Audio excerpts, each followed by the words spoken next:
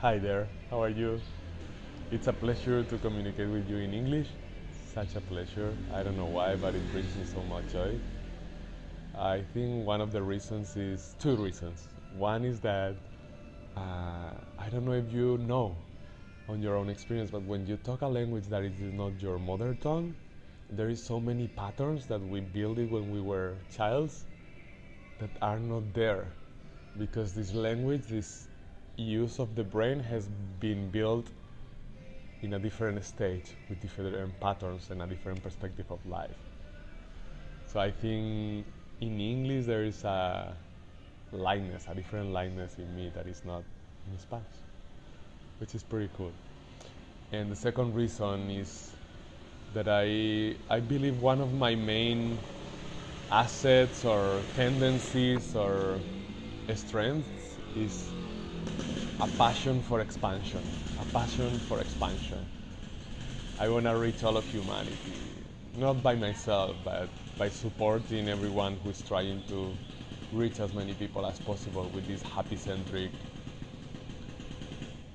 possibility or message or desired reality for humanity. So expansion is the other reason. I know English is the most spoken language among those who speak it natively and those who have learned it, like myself. And to the point, this is an exercise of the Happiness Gym, my forthcoming book.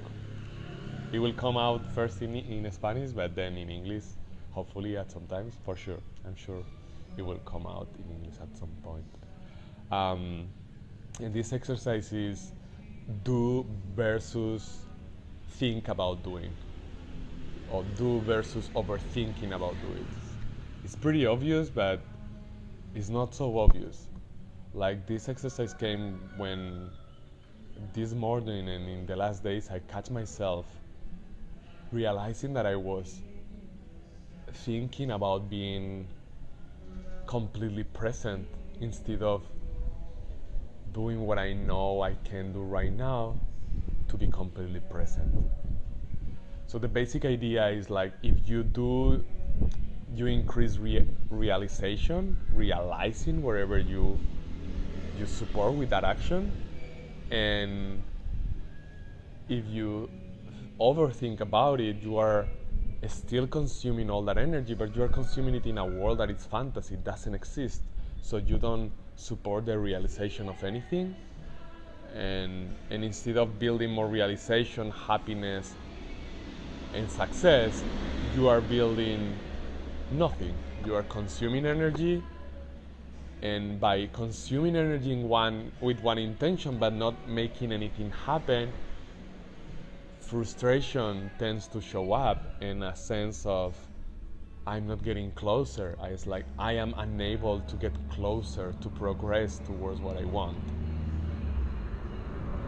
The metaphor that I came up with is pretty simple, but it's like, let's say you want to hang up a frame, a picture, for example, in the wall of your home or someone else's home. And yes, it is good. It is really good that you think a little bit about it, that you analyze it a little bit. What's the best way to do it? Where do I want the hole? Which tool do I need for it? How to use the tool? How to cover whatever is behind so it doesn't get too dusty if that's necessary. But once you've answered the question, what's the most valuable action I can do about it? That for me will be like search online to someone who's already done it, so I can learn the how to from their own experience, which is the best way to learn. Then it's time to take action. Actually, that type of thinking, that type of analyzing is still taking action. You are taking action when you are thinking, but if you take action in a fantasy world, you don't progress. If you take action in a fantasy world to connect with the know-how, and then you take action in this world, you progress, there is more realization, happiness, and success.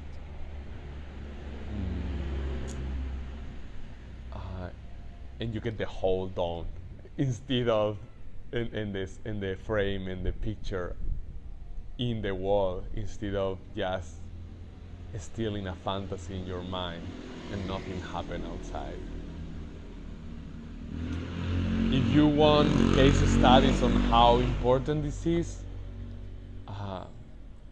I leave it for you as a homework. Search in Google how important is action for success. I'm sure there is more information about success than about happiness, just because there is more information about success than happiness in the web.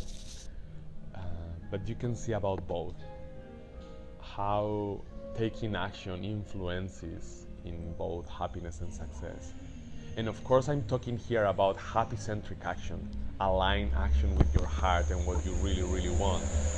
Taking action that is coherent with what you want and who you are. Of course. Traffic here in Lombok, Indonesia. And the story, I don't know if you have this story in English. For sure, I don't know what's the name. I'm sorry, I can do that research next time. But it's the story of the lady who sells milk, and she's walking towards the market. This is time ago, you know, when people will used to, even in the Western world, carry things in their head. Here in Indonesia, they do, and in so many countries they do it still. But in Spain, I don't see it anymore. Although probably it happens in some remote villages. So she was carrying her milk pot in her head, and she was thinking and overthinking about when she sells the milk, she's gonna be able to, with that money, buy a couple of chicken and then grow the chicken and collect the eggs and sell more eggs and milk, and then go again to the market, and with that money buy another cow, and with that get more money from more milk, and then buy, in the old version is buy a beautiful dress and find a beautiful blue princess. In the modern version, maybe it will be build a big ecological, happy-centric farm, cows and chicken farm, and be a big, beautiful entrepreneur. And then, when being super successful, tell the world how important it is to make your dreams come true by taking action. But before that, or when she was thinking that, suddenly the pot of milk falls down and the milk gets in the floor, and now she's apparently one step behind instead of one step forward towards her dream. So that's the metaphor. I'm sure you can realize times in your life when you've done that. I sure do that sometimes, like I was doing this morning, and that's how this video came up. But it's so important to see the subtlety between, one thing is planning, and the only useful planning is how to get it done in the most efficient and most coherent way with who you are and what you want. The rest is action to make it happen. I hope this was useful to you, and if it's so, that you say like, or whether in this post under the video, that you answer with your comments through email or commenting down here, and that you, especially that you use your ability to be a happy-centric influencer or leader by inspiring others. And if you think this is going to be inspired, that you share it with those people, whether few or many. Thank you very much for being part of this happy-centric revolution, of this happy-centric movement, and to the infinity and beyond. To infinity and beyond. And thank you for the pleasure, the honor to be here in front of you with the purest intention that I can have right now to impact you positively and to inspire you to infinity and beyond. Bye. Yay! Yay!